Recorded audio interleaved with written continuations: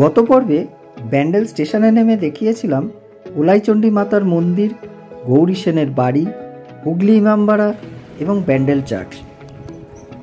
ওই সমস্ত স্পটগুলো দেখে আমাদের নেক্সট ডেস্টিনেশন স্পট হলো বাঁশবেড়িয়ার হংসেশ্বরী মন্দির। তাহলে চলুন টোটোতে চেপে হংসেশ্বরী মন্দিরের দিকে এগিয়ে যাওয়া যাক।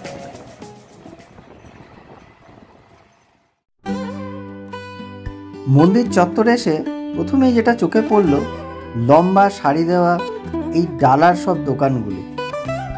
যার যা সামর্থ্য সেই অনুযায়ী ডালা কিনে এখান থেকেই হংসেশ্বরী মন্দিরে পুজো দেওয়া হয়। এই ডালার দোকানের পাশেই রয়েছে মোটর সাইকেল বা সাইকেল পার্কিংয়ের ব্যবস্থা।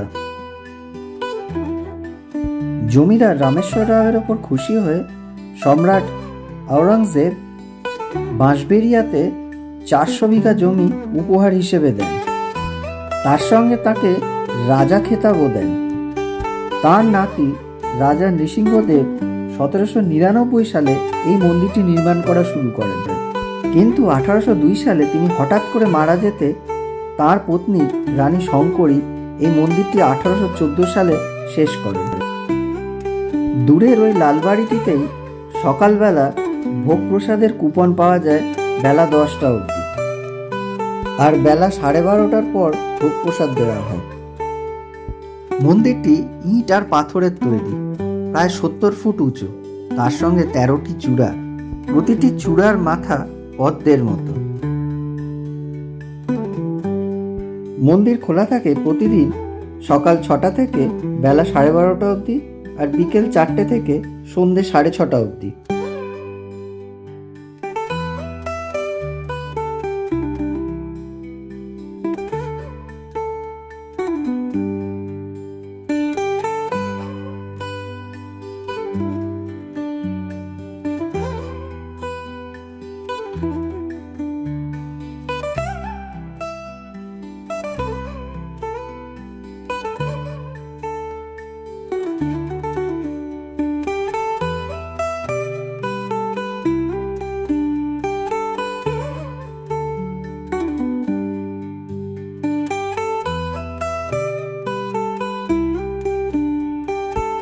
দেবী হংসেশ্বরী মা কালেরই একটি রূপ। দেবীর গায়ের রং নীল আর মূর্তিটি নিম কাঠের তৈরি।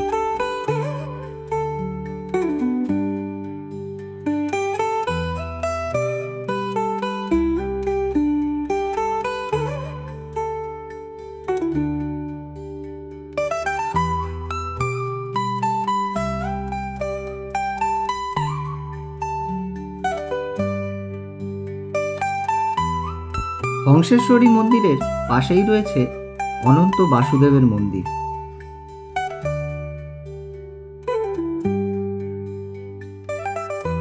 এই মন্দিরটা রাজা রামেশ্বর রায় 1679 সালে তৈরি করেছিলেন।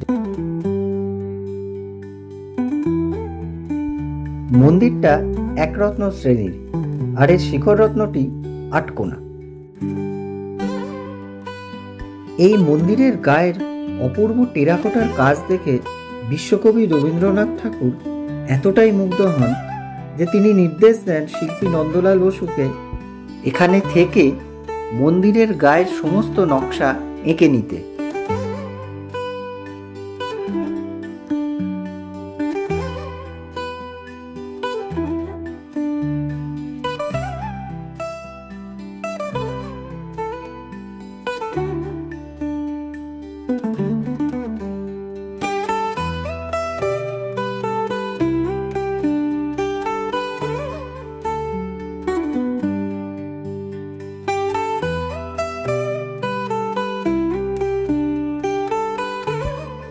এই হংসেশ্বরী মন্দির চত্বরের পাশেই রয়েছে রায় পরিবারের বাড়ি, কিন্তু এখানে কোনো টুরিস্টদের যেতে দেওয়া হয় না।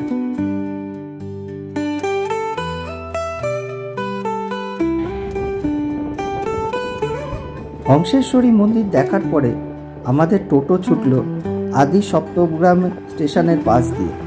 এই আদি সপ্তগ্রাম স্টেশন পেরোলেই পড়ছে একাডেমি অফ টেকনোলজিস ইঞ্জিনিয়ারিং স্কুলের বিশাল বড় চত্বর। আর তার চারপাশে গড়ে উঠেছে প্রচুর খাবার জায়গা, যেখানে ঘরোয়া রান্না পাওয়া যায়।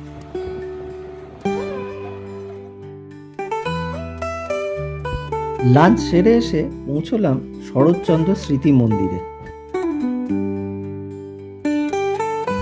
আমি এই মুহূর্তে দাঁড়িয়ে আছি শরৎ স্মৃতি মন্দিরের সামনে। এই দেবানন্দপুর গ্রামে শরৎচন্দ্র চট্টোপাধ্যায় জন্মগ্রহণ করেছিলেন, এটাই ওনার সেই পৈতৃক বাড়ি। 15ই সেপ্টেম্বর 1876 সালে দেবানন্দপুর গ্রামের এই ভিটেতেই জন্মগ্রহণ করেছিলেন কথাশিল্পী শরৎচন্দ্র চট্টোপাধ্যায়। বর্তমানে এটি পশ্চিমবঙ্গ সরকারের দ্বারা পরিচালিত শরৎচন্দ্র স্মৃতি পাঠাগার এবং শরৎচন্দ্র রিসার্চ সেন্টার হিসেবে ব্যবহৃত হচ্ছে।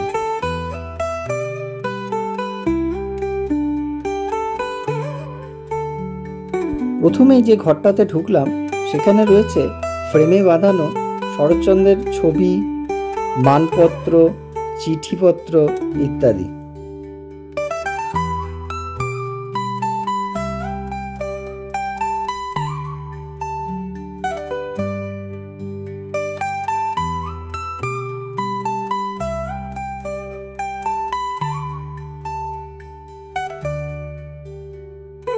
পাশের ঘরটিতে আছে পুতুল দিয়ে সাজানো শরৎচন্দ্রের সম্পূর্ণ জীবন কাহিনী।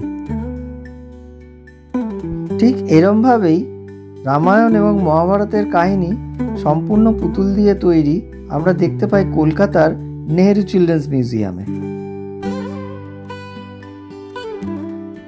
এখানেও অত্যন্ত সুন্দরভাবে তুলে ধরা হয়েছে শরৎচন্দ্রের জীবন কাহিনী। দেবানন্দপুরে জন্মালেও দারিদ্রতার কারণে তিনি ভাগলপুরে মারবাড়িতে বেড়ে ওঠেন আর সেখানে কলেজে ভর্তি হন। এরপর তিনি ভাগ্যান্বেষণে রেঙ্গুনে চলে যান এবং চাকরিতে যোগদান করেন। তবে এর সঙ্গে লেখালেখিও চলতে থাকে। রেঙ্গুনেতে তার বিয়েও হয়, কিন্তু তার প্রথম স্ত্রী ও সন্তান দুজনেই প্লেগে মারা যায়। মধ্য বয়সে তিনি তার দ্বিতীয় স্ত্রীর সঙ্গে হাওড়া জেলার পানিত্রাসে বসবাস করতে শুরু করেন আর সেখানে তিনি সৃষ্টি করেন কালজয়ী সব উপন্যাস, গল্প ইত্যাদি। পরবর্তীকালে অসুস্থ হয়ে কলকাতায় 16ই জানুয়ারি 1938 সালে তিনি শেষ নিঃশ্বাস ত্যাগ করেন। দেউলটি স্টেশনে নেমে পানিত্রাস গ্রামে শরৎচন্দ্রের ওই বাড়ির ওপরে আমার আগেই একটি ভিডিও আছে, নিচের ডেসক্রিপশন বক্সে লিঙ্কটা দিয়ে দিলাম আপনাদের জন্য। শরৎচন্দ্রের জন্মভিটের ঠিক পেছনেই বয়ে চলেছে সরস্বতী নদী। তবে এখন আর নদী বলে এটা চেনাই যাবে না, খালের মতো হয়ে গেছে। কে দেখে বলবে যে এখানে আদি সপ্তগ্রাম বন্দর ছিল? গৌড় সাম্রাজ্যের পতনের ফলে চট্টগ্রাম বন্দর তার গুরুত্ব হারায় আর আদি সপ্তগ্রাম বন্দর পর্তুগিজদের হাত ধরে বেড়ে ওঠে। পরবর্তীকালে সরস্বতী নদীর প্রবাহ হীন হয়ে আসায় পর্তুগিজরা তাদের বন্দর হাওড়ার ভেতরে নিয়ে চলে যায় আর এই বন্দরও তার গুরুত্ব হারায়। এসে পৌঁছলাম আধারালয়ে, যেটা ইদানিংকালে লাহিড়ী বাবার আশ্রম বলে পপুলার হয়ে উঠেছে।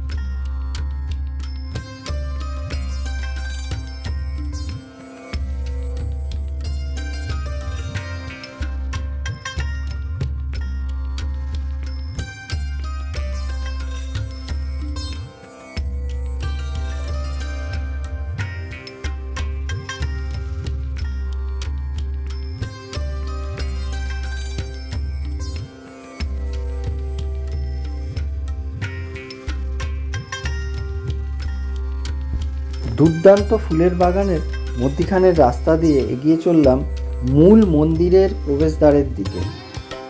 মন্দির এখানে সকাল 10টা থেকে বেলা 12টা আর বিকেল 4টে থেকে সন্ধ্যা 6টা অবধি খোলা থাকে। এই আশ্রমে ঢোকার কোনো প্রবেশ মূল্য নেই।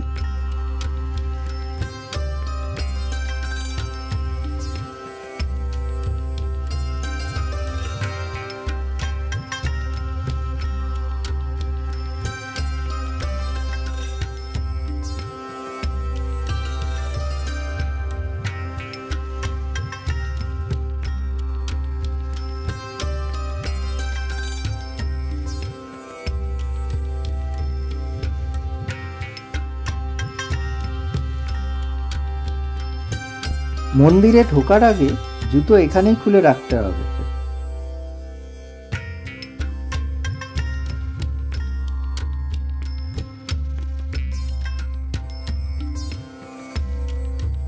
আর সামনের এই বিল্ডিংয়েই অন্নভোগের ব্যবস্থা আছে।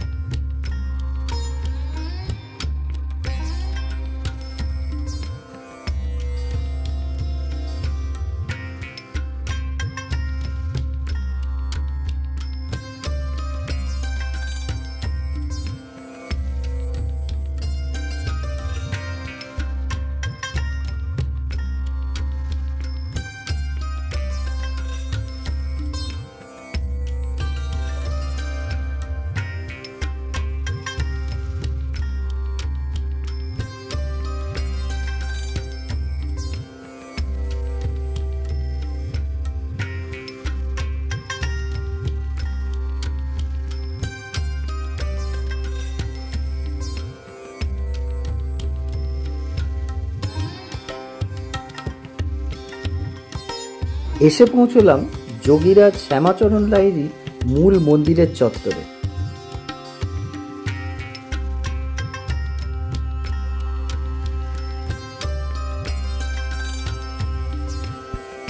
জলের ওপরে ভাসমান এই মন্দিরটা দেখতে সত্যি দারুণ লাগছিল।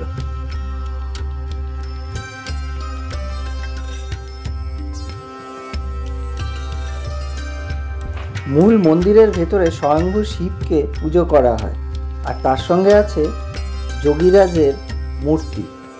তবে মন্দিরের ভেতরে কোনো রকম ছবি তোলা সম্পূর্ণভাবে নিষিদ্ধ।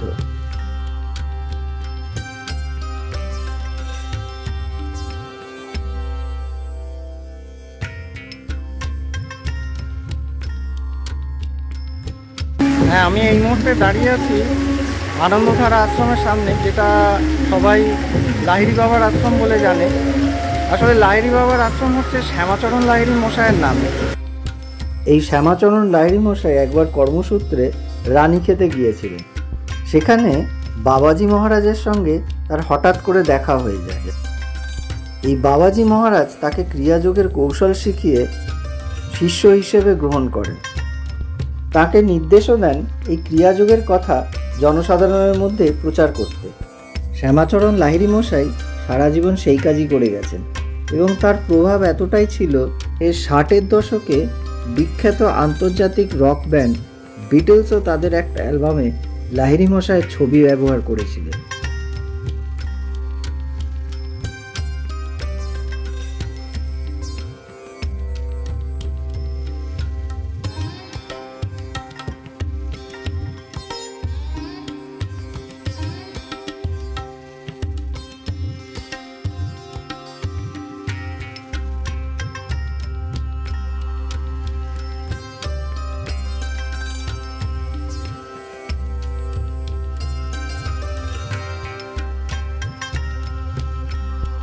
এই লাহিড়ী বাবার আশ্রমের কাছেই রয়েছে অখিল বিশ্ব গায়ত্রী পরিবার দ্বারা পরিচালিত গায়ত্রী আশ্রম। আর এটাই আমাদের আজকের মতো লাস্ট ঘোরার জায়গা। এরা বিশ্বাস করেন যে আজকের পৃথিবীতে মানুষের চিন্তা ভাবনা দূষিত হয়ে যাচ্ছে, তাই গায়ত্রী মন্ত্র দ্বারা সাধনা করলে তবেই এই সমাজের মানুষের চিন্তাভাবনা দূষণমুক্ত হবে।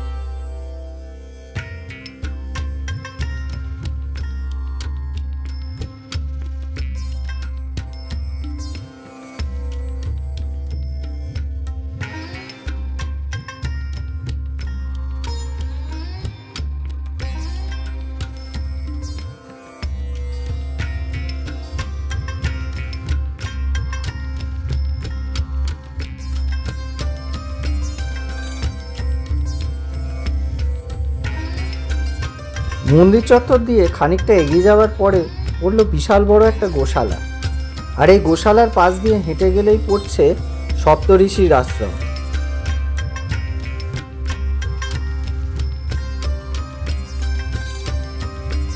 এই গায়ত্রী মন্ত্র সপ্তঋষির এক ঋষি বিশ্বামিত্র মুনির লেখা। দেবী গায়ত্রী দেবী সাবিত্রী নামেও পরিচিত, এবং এই দেবী গায়ত্রী হলেন বেদ মাতা, অর্থাৎ আমাদের সম্পূর্ণ জ্ঞানের অধীশ্বরী।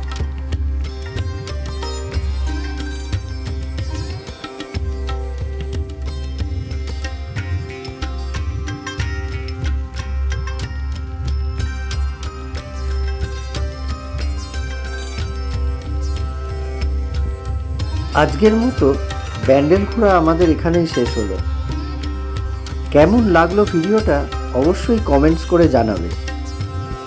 তবে যাওয়ার আগে একটা কথা বলি, যেমন বেগমার নদীর একই জল দুবার আমরা ছুঁতে পারবো না, ঠিক সেই মতো বেগবান জীবনের এই সময় আর দুবার ফিরে আসবে না। তাই ঘুরুন আর বাঁচুন, অর্থাৎ ট্র্যাভেল অ্যান্ড লিভ।